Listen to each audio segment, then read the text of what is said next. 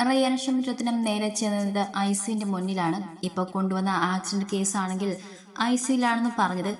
അതിൽ കൂടുതലൊന്നും അവർക്കറിയില്ല. നിങ്ങൾ ഓടിപ്പിടിച്ചുകൊണ്ടുവന്ന രണ്ട് ചെറുപ്പക്കാരെ കണ്ടപ്പോൾ ഹരിയെയും റോഷനെയും ഹോസ്പിറ്റലിൽ എത്തിച്ച വ്യക്തി അവരുടെ അടുത്തേക്ക് വന്നുകൊണ്ട് ചോദിച്ചു, ഇപ്പോ ആക്സിഡന്റ് ആയി കൊണ്ടുവന്നത് ഞങ്ങളുടെ പെങ്ങളും അളിയനുമാണ്. ഐസിയുന്റെ ഡോറിലെ വട്ടത്തിൽ കാണുന്ന ഗ്ലാസ്സിലുള്ള റയാൻഷ അകത്തേക്ക് നോക്കുമ്പോൾ ഋതനാണ് അവർക്ക് മറുപടി കൊടുത്തത്. ആ പയ്യൻ പകുതി എത്തുവോളം ബോധമുണ്ടായിരുന്നു, പിന്നെ ബോധം പോയി. ആ പെൺകുട്ടിക്ക് ബോധമില്ലായിരുന്നു. ഞങ്ങൾ അടുത്തുള്ള ഒരു ഹോസ്പിറ്റലിൽ നോക്കി വേഗം കൊണ്ടുവന്നതാ. അത്യാവശ്യം പ്രായമായ രണ്ടുപേരാണ്. രുദ്രൻ മറുപടി ഒന്നും പറയാതെ തല കുലുക്കി. അവരുടെ കയ്യിലും ഷട്ടിലും ചെറുതായി രക്തമുണ്ട്. രുദ്രന്റെ കണ്ണുകൾ നിറഞ്ഞു. എന്നാ ഞങ്ങൾ പൊയ്ക്കോട്ടെ? ഡോക്ടേഴ്സ് എന്തെങ്കിലും പറഞ്ഞോ? അവർ പോകാനായി തിരിഞ്ഞപ്പോൾ റയാൻഷ് ചോദിച്ചു. ഇല്ല, ഒന്നും പറഞ്ഞില്ല. കൊണ്ടുവന്നത് മകത്തേക്ക് കയറ്റി, പിന്നെ ആരും പുറത്തേക്ക് വന്നില്ല. അത്രയും പറഞ്ഞുകൊണ്ട് അവരങ്ങോട്ട് പോയതും പിന്നാലെ ഐസിയുവിന്റെ ഡോർ തുറന്നു കഴിഞ്ഞതും ഡോക്ടർ രണ്ടുപേരെയും നോക്കിക്കൊണ്ട് അദ്ദേഹത്തിന്റെ ക്യാബിലേക്ക് നടന്നു. ഇപ്പൊ കൊണ്ടുവന്ന പേഷ്യൻസിന്റെ ആരെങ്കിലും ആണോ? ബ്രദേഴ്സാണ്. എന്നാ വരൂ, ഡോക്ടറെ ക്യാബിലേക്ക് ഇരിക്കാം. അതും പറഞ്ഞിട്ട് നഴ്സ് പോയപ്പോൾ രണ്ടുപേരും കൂടെ നേരെ ക്യാബിലേക്ക് നടന്നു. സമയം രാത്രി 12 മണി കഴിഞ്ഞതുകൊണ്ട് ഡ്യൂട്ടി ഡോക്ടേഴ്സ് മാത്രമേ ഉള്ളൂ. ചെറിയൊരു ഹോസ്പിറ്റലുമാണ്. ഡോക്ടർ എന്താണ് പറയുന്നത് കേൾക്കട്ടെ എന്നൊരു ചിന്തയിൽ അവർ അകത്തേക്ക് കയറി. ആ പയ്യന് ഇടയ്ക്ക് ബോധം വരുന്നുണ്ട്, ഇടയ്ക്ക് പോകുന്നുണ്ട്. പെൺകുട്ടിയുടെ കാര്യം ഞങ്ങൾക്കൊന്നും പറയാൻ പറ്റില്ല. വെന്റിലേറ്ററിലേക്ക് മാറ്റി നോക്കാം, അല്ലാതെ ഐസിയിൽ കിടത്തിട്ട് കാര്യമില്ല. ഡോക്ടർ ഉള്ളത് മുഖത്ത് നോക്കി പറയുമ്പോൾ രണ്ടുപേരും ഒന്നും പറയാൻ കഴിയാതെ തരിച്ചിരുന്നു. ഹോസ്പിറ്റൽ മാറ്റിക്കോളൂ, വിരോധമില്ല. എവിടെ പോയാലും ഇങ്ങനെയൊക്കെ തന്നെയാകും. അദ്ദേഹം പറയുമ്പോൾ രണ്ടുപേരും ഒന്നും മിണ്ടിയില്ല. തൽക്കാലം മാറ്റിക്കോളൂ, ഞങ്ങൾ പറയാം. റയാൻഷ അത്രയും പറഞ്ഞിട്ട് സീറ്റിൽ നിന്നും എഴുന്നേറ്റ് ഫോൺ എടുത്ത് ആർക്കോ വിളിച്ചുകൊണ്ടാണ് അവൻ പുറത്തേക്ക് ഇറങ്ങിയത്. പിന്നെ എല്ലാം പെട്ടെന്നായിരുന്നു. ഹരി അവിടെ കിടത്തി റോഷനിയെ കൊണ്ട് മാത്രം പോവാം, പക്ഷെ അതിന് അവർക്ക് മനസ്സ് വന്നില്ല. രണ്ടുപേരും ഒരുമിച്ച് മതി. ആംബുലൻസ് റെഡിയായി. അപ്പോഴേക്കും വീട്ടിൽ നിന്നും വിളികൾ വന്നുകൊണ്ടിരുന്നു. ഓരോരുത്തരായി പല വഴി വിവരം അറിഞ്ഞു തുടങ്ങി. അതുകൊണ്ട് രണ്ടുപേരുടെയും ഫോണിലേക്കും ഓരോരുത്തരെ മാറി മാറി വിളിക്കുന്നുണ്ട്. രണ്ടുപേരും ഫോൺ സൈലന്റ് ആക്കി വെച്ചു. കാരണം അവരുടെ മുന്നിലേക്ക് റോഷനെയും ഹരിയെയും കൊണ്ടുവന്ന നിമിഷമായിരുന്നു അത്. രണ്ടുപേരുടെയും ഹൃദയം നിലച്ചു പോയതുപോലെ ഒരവസ്ഥ. ഇതിന് മുൻപ് ഒരിക്കൽ പോലും അവരങ്ങനെ ഒരു അവസ്ഥ അനുഭവിച്ചിട്ടില്ലായിരുന്നു. അതുപോലത്തെ ഒരവസ്ഥ. രണ്ടുപേരെയും ആ ആംബുലൻസിലാണ് കിടത്തിയത്. റയാൻഷ് അവർക്കൊപ്പം കയറി. രുദ്രൻ കാറ് കൊണ്ട് പിന്നാലെയും. റയാൻഷ് രണ്ടുപേരുടെയും മുഖത്തേക്ക് നോക്കി. റോഷനിയുടെ മുഖം ശരിക്ക് കാണുന്നില്ല. ഓക്സിജൻ മാസ്ക് വെച്ചിട്ടുണ്ട്. എന്തൊക്കെയോ മെഷീനുകളും. കുഞ്ഞേ. ഹരിയുടെ ചുണ്ടുകൾ എന്തോ മൊഴിഞ്ഞു. റയാൻഷ് വേഗം ഹരിയുടെ മുഖത്തിന് നേരെ അവന്റെ മുഖം താഴ്ത്തി. ഹരി, ഡാ ഹരി. റയാൻഷ് അവന്റെ ചെവിയിൽ വിളിച്ചു. ഹരി കണ്ണുകൾ പതിയെ പതിയെ തുറന്ന് റയാൻഷിന്റെ മുഖത്തേക്ക് നോക്കി. ഒന്നുമില്ലടാ, ഒന്നുമില്ല, ഞാനുണ്ട് ഇവിടെ. കുഞ്ഞിക്ക് ഒന്നുമില്ല. ലച്ചു. ഹരിയുടെ ചുണ്ടുകൾ പതിയെ മൊഴിഞ്ഞു. അപ്പം കണ്ണിൽ നിന്നും ഒരു തുള്ളി കണ്ണുനീർ ഒലിച്ചിറങ്ങി. ഈ ഭൂമിയിൽ അവളുടെ സ്വന്തമെന്ന് പറയാൻ അവൾക്ക് ഈ ഒരുവനേയുള്ളൂ. രക്തബന്ധം കൊണ്ട് അവൾക്ക് ഈ ലോകത്താകെയുള്ള ഒരുത്തനാണ് ഈ കിടക്കുന്നത്.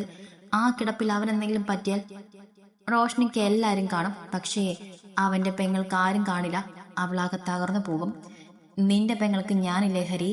അവന്റെ കണ്ണിൽ നിന്നും ഒഴുകിയിറങ്ങുന്ന കണ്ണുനീർ അത് തന്റെ പെങ്ങളെക്കുറിച്ചല്ല, മറിച്ച് അവന്റെ പെങ്ങളെക്കുറിച്ച് ആലോചിച്ചാണെന്ന് മനസ്സിലായപ്പോൾ റയാൻഷ് അങ്ങനെ പറഞ്ഞു. ഹരിയുടെ കണ്ണുകൾ അടുത്തൊന്നും മറിയാതെ കിടക്കുന്നവളിലേക്ക് നീണ്ടു. അവന്റെ കൈകൾ ചലിച്ചുകൊണ്ട് അവളെ ഒന്ന് വിളിക്കണം, തൊടണം എന്നുണ്ട്, പക്ഷെ കഴിയുന്നില്ല. സീറ്റ് ബെൽറ്റ് ഇടാൻ പറഞ്ഞതല്ലേ കുഞ്ഞി? അവന്റെ മനസ്സ് മൗനമായി അവളോട് ചോദിക്കുന്നതിനൊപ്പം അവന്റെ കണ്ണുകൾ അടഞ്ഞുപോയി. രക്തം ഉണങ്ങി കട്ട പിടിച്ച മുറിവിൽ ഒരു നനവ് അവൻ അറിഞ്ഞു. നെറ്റിയിൽ പതിയുന്ന റയാൻഷിന്റെ ചുണ്ടുകൾ. തിരിച്ചു വന്നേക്കണേടാ, എന്റെ ജീവനും ജീവിതവും നിന്റെ കയ്യിലാണ്. റയാൻഷിന്റെ ശബ്ദം അവൻ കേട്ടു. പിന്നൊന്നും അറിഞ്ഞില്ല. കണ്ണുകൾ അടഞ്ഞു. അതുവരെയും മറിഞ്ഞ വേദനകൾ അവനിൽ നിന്നും മാഞ്ഞു. അവന്റെ ഉള്ളിൽ ഒരു മരവിപ്പ് മാത്രം നിറഞ്ഞു നിന്നു. റോഷ്നി അപ്പോഴും ഒരു അനക്കവുമില്ലാതെ കിടക്കുകയാണ്. റയാൻഷിന് അവളെ നിന്ന് തൊടാൻ പോലും പേടിയായി. മൂക്കിലും വായിലും ഓരോന്ന് കയറ്റി കിടക്കുന്നവളെ കാണുമ്പോൾ അവന്റെ കയ്യോ മറ്റോ തട്ടി അവൾക്ക് എന്തെങ്കിലും സംഭവിക്കുമോ എന്നൊരു പേടി. കുറച്ചു സമയത്തിന് ശേഷം ഹോസ്പിറ്റലിലെത്തി. അവിടെ എത്തിയതും റോഷനെ വെന്റിലേക്കും ഹരി ഐസിയിലേക്കും മാറ്റി. പിന്നാലെ രുത്തനും എത്തി. അവൻ അപ്പോഴേക്കും വീട്ടിലേക്ക് വിളിച്ച് വിവരം കൊടുത്തിരുന്നു. എല്ലാരും ഈ സമയം കണ്ട് അറിഞ്ഞു കാണും. ഇനി അവരായി വിവരം അറിയിക്കാതെ ഇരിക്കണ്ട. എന്തായാലും ടെൻഷനിലാണ്. വിവരം അറിയിക്കാതിരിക്കാൻ പറ്റില്ലല്ലോ. അവിടുത്തെ ഡോക്ടർ പറഞ്ഞ പോലെ തന്നെയാണ് ഇവിടെയും പറഞ്ഞത്. ഹരിക്ക് കുഴപ്പമൊന്നുമില്ല. ആഴത്തിലുള്ള മുറിവുകളൊന്നുമില്ല. തലയ്ക്കും പരിക്കില്ല. ശരീരത്തിലെ മുറിവുകൾ ഡ്രസ് ചെയ്ത് മാറ്റാം. പിന്നെ ഇപ്പോഴത്തെ ഈ മയക്കം അത് ഷോക്കിൽ സംഭവിച്ചു പോയതാണ്, പേടിക്കാനില്ല. ഡോക്ടർ പറഞ്ഞു നിർത്തിയപ്പോൾ രണ്ടുപേർക്കും ഒരൽപ്പം സമാധാനമായി. ഇനി അറിയേണ്ടത് അവരുടെ കുഞ്ഞിയുടെ വിവരമാണ്. റോഷ്നി മരുന്നിനോട് പ്രതികരിച്ചു തുടങ്ങിയിട്ടില്ല. തലയിലാണ് മുറിവ്.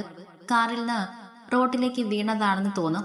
തലയുടെ ഇടത്തെ സൈഡിലായിട്ടാണ് പരിക്ക്. രക്തം കട്ട പിടിച്ചിട്ടില്ല. അതുകൊണ്ട് നമുക്ക് പ്രതീക്ഷിക്കാനുള്ള വകുപ്പുണ്ട്.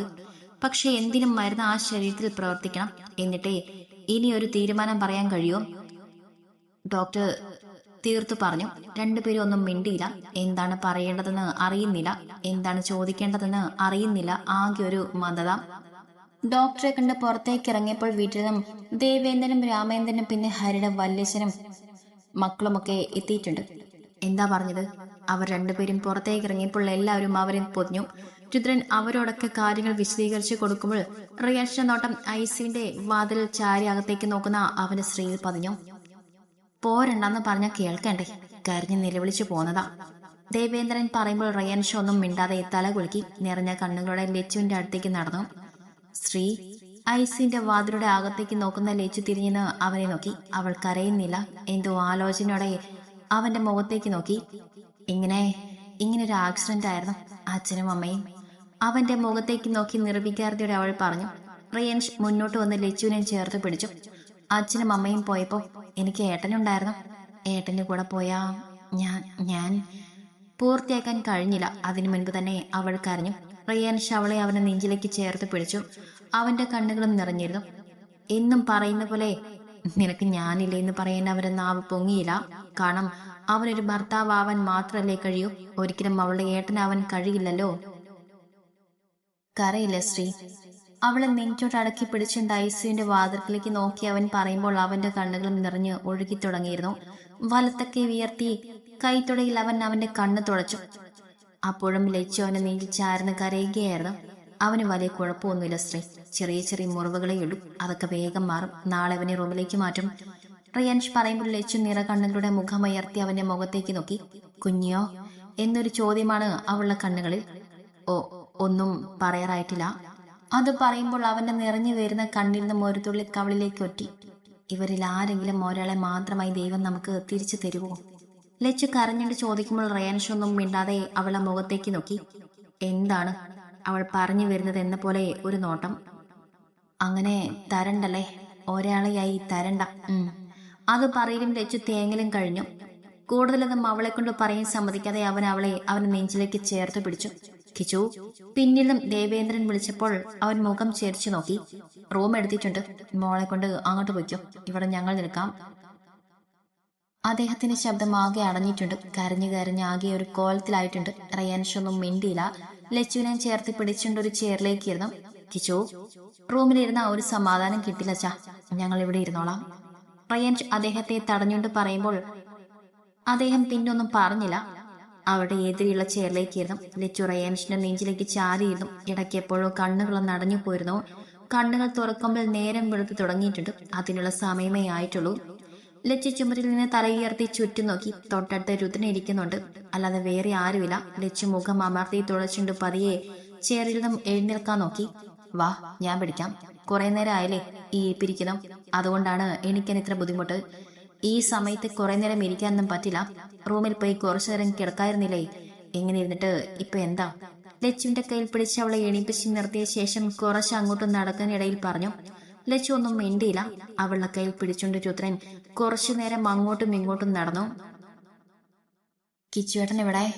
ഉറക്കത്തിന്റെ ആ ഒരു മപ്പ് മാറിയതും ലച്ചു ചോദിച്ചു. കുഞ്ഞിക്ക് ഇനിയും ബ്ലഡ് വേണം, അത് അറേഞ്ച് ചെയ്യാൻ പോയതാ. അച്ഛനും വലിയച്ഛനും ഒക്കെ റൂമിലേക്ക് പോയി. രുദ്രൻ പറയുമ്പോൾ ലച്ചു തല കുലുക്കി. കുറച്ചു നേരം രണ്ടുപേരും അങ്ങനെ നടന്നു. ഡോക്ടർ പിന്നെ എന്തെങ്കിലും പറഞ്ഞോ? ഇല്ല, ഹരിയെ വൈകിട്ട് റൂമിലേക്ക് മാറ്റും. കുഞ്ഞിയുടെ കാര്യമൊന്നും പറഞ്ഞിട്ടില്ല. അതുപോലെ തന്നെയാന്ന് പറഞ്ഞത്. രുദ്രൻ കണ്ണു നിറച്ചുകൊണ്ട് പറഞ്ഞപ്പോൾ ലച്ചു പിന്നൊന്നും ചോദിച്ചില്ല. കരഞ്ഞുകൊണ്ട് എഴുന്നേറ്റ് ചെയറിലേക്ക് തന്നെ ഇരുന്നു. ഹോസ്പിറ്റലിൽ വന്നാൽ സമയം പോവാൻ ഒരു പണിയില്ല. ചുമ്മാ ഇരുന്ന് കണ്ണ് തുറക്കുമ്പോഴേക്കും സമയം കടന്നു പോകും. അങ്ങനെയായിരുന്നു ലച്ചുവിന്റെ മനസ്സിൽ. പക്ഷെ ഐസിയുനും വെന്റിലേറ്ററിനും പുറത്ത് മാറി മാറി ഇരിക്കുമ്പോൾ സമയം പോവാത്ത പോലെ അവൾക്ക് തോന്നി. ഒരു പക്ഷേ മനസ്സിൽ നിറയെ ടെൻഷൻ ഉള്ളത് കൊണ്ടാവാം. ശ്രീ റിയാൻഷിന്റെ ശബ്ദം കേട്ടപ്പോൾ ലച്ചു കണ്ണുകൾ തുറന്ന് അവന്റെ മുഖത്തേക്ക് നോക്കി. വാ, വലതും കഴിക്കാം. എനിക്ക് വിശപ്പില്ല കിച്ചുവേട്ടാ. ഒന്നും ഇറങ്ങില്ല. അത് പറയുമ്പോൾ അവളെ ശബ്ദം തന്നെ നേർത്തു പോയിരുന്നു. വിശപ്പില്ലെങ്കിലും കഴിക്കണം ലച്ചു. നീ മാത്രമല്ലല്ലോ, നിന്റെ ഉള്ളിൽ ഒരു ജീവനും കൂടെ ഉള്ളതല്ലേ, അതിനെ പരിഗണിക്കണ്ടേ? രുദ്രൻ ലച്ചുവിന്റെ തലയിൽ തലോടിക്കൊണ്ട് ചോദിക്കുമ്പോൾ ലച്ചുവിന്റെ കണ്ണ് നിറഞ്ഞു. ഓർമ്മയില്ലാത്തത് കൊണ്ടോ പരിഗണിക്കാത്തത് കൊണ്ടോ ഒന്നുമല്ല, കഴിയുന്നില്ല, ഒന്നിനും കഴിയുന്നില്ല. വാ എഴുന്നേൽക്ക്, എന്തെങ്കിലും കഴിച്ചിട്ട് വരാം. റയാൻ ലച്ചുവിനെ നിർബന്ധിച്ച് ക്യാനിലേക്ക് കൂട്ടിക്കൊണ്ടുപോയി. അവന്റെ നിർബന്ധത്തിൽ അവൻ തന്നെ ഒരു ഗ്ലാസ് പാലും 2 ദോശയും അവളെ കൊണ്ട് കഴിപ്പിച്ചു. ഇനി റൂമിലേക്ക് പോവാം, ഒന്ന് ഫ്രഷ് ആയിട്ട് കുറച്ചു നേരം ഉറങ്ങിക്കോ, അല്ലെങ്കിൽ രണ്ടുപേരും ജീവിതത്തിലേക്ക് തിരികെ വരുമ്പോ നമുക്ക് ഈ ഒരാളെ ഇല്ലാതെയാകും. കിച്ചുവേട്ടാ. അവൻ പറഞ്ഞ വാക്കുകൾ കേട്ട ദേഷ്യത്തിൽ അവൾ അവന്റെ കയ്യിൽ മുറുക്കെ പിടിക്കുന്നതിനൊപ്പം വിളിച്ചു. അവൻ അവളെ തോളിലൂടെ കൈയിട്ട് അവനിലേക്ക് ചേർത്ത് നിർത്തി. നീ ശ്രദ്ധിക്കുന്നില്ല ശ്രീ, അതിന് നമുക്കൊരു നഷ്ടം വരരുത്, എനിക്ക് അത്രേ പറയാനുള്ളൂ. തുടക്കമാണ്, നോക്കിയില്ലെങ്കിൽ ആ ജീവൻ അങ്ങ് പോകും. ഇല്ല, ഞാൻ നോക്കിക്കോളാം, ഞാൻ ശ്രദ്ധിച്ചോളാം. കരഞ്ഞുകൊണ്ട് ലച്ചു അവന് നെഞ്ചിലേക്ക് ചാർന്നിനും. അവളിന്ന് പേടിപ്പിക്കാൻ വേണ്ടി തന്നെയാണ് അവൻ ആ വാക്കുകൾ പറഞ്ഞത്. അങ്ങനെയെങ്കിലും അവളൊന്ന് കുഞ്ഞിനെ ശ്രദ്ധിക്കട്ടെ, അവളുടെ കാര്യങ്ങൾ മറ്റൊരു ഓർമ്മിപ്പിച്ച് ചെയ്യാതെ സ്വയം ചെയ്യട്ടെ, അതാണല്ലോ വേണ്ടത്.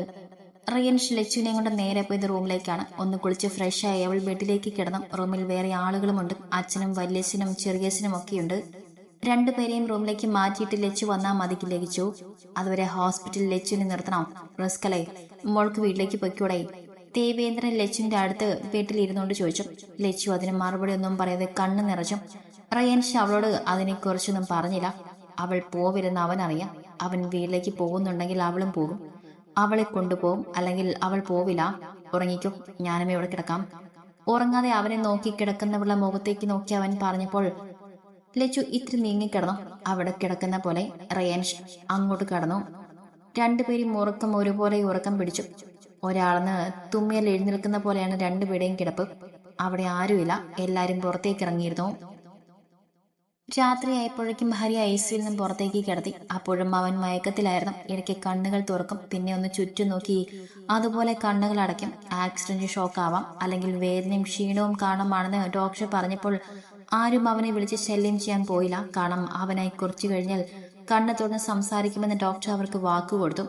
അതുകൊണ്ട് ബെഡിൽ കണ്ണുകൾ അടച്ചു കിടക്കുന്ന ഹരി നോക്കി അവന്റെ ബെഡിന്റെ നാലുറപ്പും എല്ലാവരും നിൽക്കുകയാണ്. ലജു ശബ്ദം പുറത്തേക്ക് വരാത്ത രീതിയിൽ കരച്ചിലടക്കി നിൽക്കുകയാണ്. അവന്റെ കണ്ണുകൾ അടച്ചുള്ള ആ കിടപ്പും കയ്യിലും മുഖത്തുമൊക്കെയുള്ള മുറിവുമൊക്കെ ചുറ്റുമുള്ളവരെ വല്ലാതെ ഉലച്ചു കളയുന്നുണ്ട്.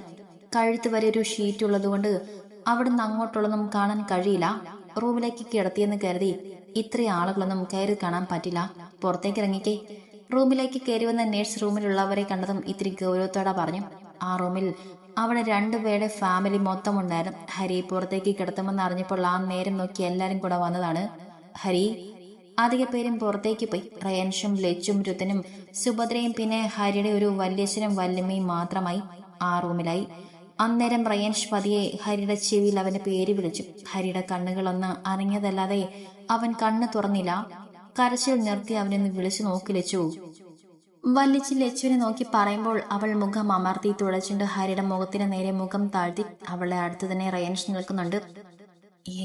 ഏട്ടാ. ലച്ചു ഹരിയുടെ ചെവിക്കിടെ നേരെ ചുണ്ടുകൾ കൊണ്ടുവന്ന് പതിയെ ഒന്ന് വിളിച്ചു, വളരെ പതിയെ.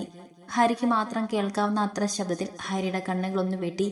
അവൻ ചെറുതായി മൂളുന്നത് ലച്ചുവിനെ പോലെ എല്ലാരും കേട്ടു. ലച്ചു ഞെട്ടിക്കൊണ്ട് റയൻഷിനെ നോക്കി. അവൻ മൂളി എന്നത് തോന്നലല്ലെന്ന് അവരുടെയൊക്കെ മുഖഭാവത്തിൽ നിന്നും ലച്ചുവിന് മനസ്സിലായി. ഒന്നുകൂടെ വിളിച്ചു നോക്ക്, റയൻഷ് പറഞ്ഞപ്പോൾ ലച്ചു വീണ്ടും ഒന്നുകൂടെ വിളിച്ചു. വലത്തെ കൈ അവന് വേദനിക്കാത്ത തരത്തിൽ അവന്റെ കവളിൽ വെച്ചുകൊണ്ട് പതിയെ ഒന്ന് തട്ടിക്കൊണ്ടാണ് ഈ പ്രാവശ്യം വിളിച്ചത്. ഹരി മൂളുന്നതിനൊപ്പം കണ്ണുകൾ നന്നായി നിളക്കി. കണ്ണുകൾ തുറക്കാൻ തുടങ്ങുന്ന പോലെ. ഏട്ടാ, കണ്ണ് തുറക്കേട്ടാ, എന്നെ നോക്കാവോ?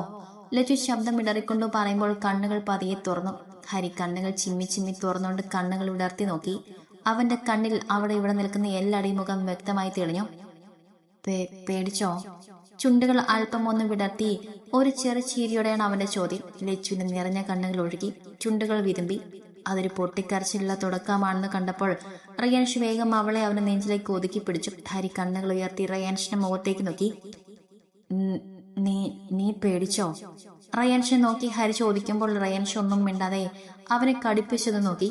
ഈ കിടപ്പ് എഴുന്നേറ്റിട്ട് വേണം 2 പറയാനും 2 പൊട്ടിക്കാനും. രണ്ടും കൂടെ എനിക്ക് കറങ്ങാൻ പോവില്ല. അത് ഇവരുടെ അവസാനത്തെ കറക്കമാണ് കുഞ്ഞേ. ഹരിയുടെ വേദനയും പരിഭ്രമവും കലർന്ന ശബ്ദം കേട്ടപ്പോൾ അവനിൽ നിന്ന് തിരിച്ച മുഖം റയാൻഷ് വേഗം അവനെ നേരെയാക്കി. കണ്ണുകൾ നിറഞ്ഞു ചുവന്ന് കിടക്കുന്നുണ്ട്. നേരത്തെ കണ്ട ചിരിയൊന്നും ആ ചുണ്ടിലില്ല. ഒരു നിമിഷം എല്ലാരെയും കണ്ട സന്തോഷത്തിൽ അവൻ ചിരിച്ചതാവാം. റോഷനെ മറന്നു കാണും. ഇപ്പോ ഓർമ്മ വന്നതാവാം. കുഞ്ഞിക്ക് കുഴപ്പമൊന്നുമില്ല ഹരി. അവൾ ഐസിയുലുണ്ട്. പുറത്തേക്ക് കിടത്താൻ കുറച്ചുകൂടെ സമയമെടുക്കും. നിന്നേക്കാൾ ഇത്തിരി പരിക്കുകൾ അധികമുണ്ട്. റയാൻഷ് തന്നെയാണ് അവന് മറുപടി കൊടുത്തത്. അല്ലാതെ ആർക്കാണ് അതുപോലെ നുണ പറയാൻ കഴിയുന്നത്? എല്ലാരും കരഞ്ഞു പോകും. ഹരി ഒന്നും മിണ്ടാതെ റയാൻഷിൽ നിന്ന് കണ്ണുകൾ മാറ്റി സുഭദ്രയുടെ മുഖത്തേക്ക് നോക്കി. സാർ തലപ്പുകൊണ്ട് വാ പൊത്തി പിടിച്ചുകൊണ്ട് നിൽക്കുകയാണ്. കണ്ണുകൾ അങ്ങനെ നിറഞ്ഞൊഴുക്കിക്കൊണ്ടിരിക്കുന്നു. ആ കണ്ണുകളിൽ തന്നോട് വല്ല ദേഷ്യവും ഉണ്ടോ എന്നാണ് അവൻ തിരഞ്ഞത്. വിവാഹം ഉറപ്പിച്ച മകൾ എത്രക്ക് വിവാഹം ഉറപ്പിച്ചതാണെന്നും നല്ലതാണെന്നും പറഞ്ഞാലും അങ്ങനെയല്ലോ. 10 മണിക്ക് ശേഷം അവളെ കൊണ്ട് കറങ്ങാൻ പോവാ, വീട്ടിലേക്ക് കൊണ്ടുപോവുക എന്നൊക്കെ പറഞ്ഞാൽ ആർക്കും ദഹിക്കില്ല.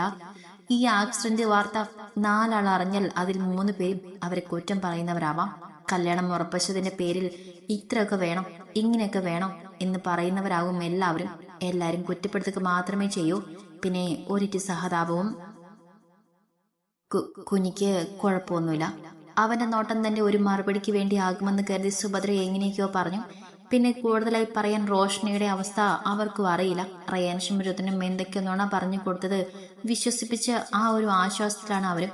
അതിൽ കൂടുതലൊന്നും പറയാൻ അവർക്കും അറിയില്ല. ഹരി സുഭദ്രയിലും കണ്ണുകൾ മാറ്റി മുകളിലേക്ക് നോക്കി കിടന്നു. പിന്നെ അവൻ ആരെയും നോക്കാൻ പോയില്ല. ഇപ്പൊ അവന്റെ മനസ്സിൽ കുഞ്ഞു മാത്രമാണ്. കണ്ണുകളിൽ അവളെ അവസാനമായി കണ്ട നിമിഷമാണ്. കണ്ണുകൾ അടഞ്ഞു പോകുമ്പോൾ അവൾ ആ സീറ്റിൽ ഉണ്ടായിരുന്നില്ല. അതാണ് അവനെ ഭയപ്പെടുത്തുന്നത്. ഇനി വേറെ വല്ലതും എനിക്കൊന്ന് കാണിച്ചു തരാൻ പറ പറ്റുമോ? മുകളിലേക്ക് നോക്കിയ നോട്ടം വേഗം റയാൻഷിനെ നേരെയാക്കിക്കൊണ്ട് ഒരു ചോദ്യം. സംസാരിക്കുമ്പോൾ അവൻ എവിടേക്കോ വേദനിക്കുന്നുണ്ട്. ആ വേദന കടിച്ചു പിടിച്ചുകൊണ്ടാണ് അവന്റെ സംസാരം. ഈ അവസ്ഥയിൽ നിന്നെ എങ്ങനെ കാണിക്കാനാ ഹരി? അവളുടെ ഒന്ന് മാറട്ടെ, എന്നിട്ട് കാണിച്ചു തരാം. പറ്റില്ല, എനിക്ക് കാണണം. ഒരുതരം വാശി പോലെ ഹരിയുടെ ശബ്ദം. റോഷ്നിക്ക് എന്തെങ്കിലും പറ്റിയിട്ടുണ്ടെങ്കിലോ? അവന് കിടപ്പ് കിടക്കാൻ തുടങ്ങിയിട്ട് ദിവസങ്ങൾ, മാസങ്ങൾ, വർഷങ്ങളൊക്കെ ആയിട്ടുണ്ടെങ്കിലോ? റോഷ്നി ഇന്ന് ഈ ഭൂമിയിൽ ഇല്ലെങ്കിലോ? ഹരിയുടെ നെഞ്ചിടിക്കാൻ തുടങ്ങി. അവന്റെ കണ്ണുകൾ നിറഞ്ഞൊഴുക്കിക്കൊണ്ടിരുന്നു. അവളെ വീട്ടിലേക്ക് കൊണ്ടുവരേണ്ടിയിരുന്നില്ല, കറങ്ങാൻ പോവേണ്ടിയിരുന്നില്ല, വണ്ടിയിൽ വെച്ച് അവളുടെ ഒരു മുത്തം ഒന്നും വേണ്ടിയിരുന്നില്ല, കാണേണ്ടിയിരുന്നില്ല, അവളെ ഒരിക്കലും കാണേണ്ടിയിരുന്നില്ല. ഹരി എന്തൊക്കെയോ ചിന്തിച്ചു കൂട്ടി. എന്തൊക്കെയോ അവന്റെ മനസ്സിലൂടെ ഓടി മറിഞ്ഞുകൊണ്ടിരുന്നു. ഹരി കരയുന്ന കണ്ട് കരയുന്ന ലച്ചുവിനെ അവിടെയുള്ള ചെയറിൽ എത്തിയ ശേഷം റയാൻഷ് ഹരിയുടെ മുഖത്തിന് നേരെ മുഖം താഴ്ത്തി വിളിച്ചു. അപ്പം വലത്തെ കൈ ഉയർത്തി ഹരിയുടെ കണ്ണിരുന്ന് മുഴുകുന്ന കണ്ണുനീർ തുടച്ചു കൊടുത്തു. കരയല്ലേ ഹരി, കുഞ്ഞിക്കൊന്നുമില്ല. എന്തെങ്കിലും ഉണ്ടെങ്കിൽ നിന്നോട് ഞങ്ങൾ പറയാതിരിക്കോ? ഇതുപോലെ ഐസിയുവിന്റെ ഉള്ളിൽ അവളും കിടക്കുന്നുണ്ട്. വലിയ പരിക്കുകളൊന്നുമില്ല. രുദ്രൻ അവന്റെ തലയിൽ തലോടിക്കൊണ്ട് സ്നേഹത്തോടെ പറഞ്ഞു. എനിക്കൊന്ന് കാണിച്ചു തരുമോ രുദ്രേട്ടാ? ഒന്ന് കണ്ട മതി. ഹരി കരഞ്ഞുകൊണ്ട് പറയുമ്പോൾ രുദ്രൻ റയാൻഷിന്റെ മുഖത്തേക്ക് നോക്കി. കാണിച്ചു തരാം, വീഡിയോ കോൾ വിളിച്ചിട്ട് കാണിച്ചു തരാം. അല്ലാതെ കുഞ്ഞി കിടക്കുന്നിടത്ത് പോയി കാണാനൊന്നും നീ ആയിട്ടില്ല. അതിനെ കുറച്ച് ദിവസം കൂടെ കഴിയണം. ഹരിയെ നോക്കി റയാൻഷ് ഗൗരവത്തിൽ പറയുമ്പോൾ ഹരി സമ്മതിച്ചുകൊണ്ട് തല ഉലുക്കി കാണിച്ചു. അല്ലാതെ അവന് വേറെ വഴിയില്ലല്ലോ. ഇവരൊക്കെ പറയുന്ന തലയാട്ടിക്കല്ലാതെ വേറെ വഴിയില്ലല്ലോ.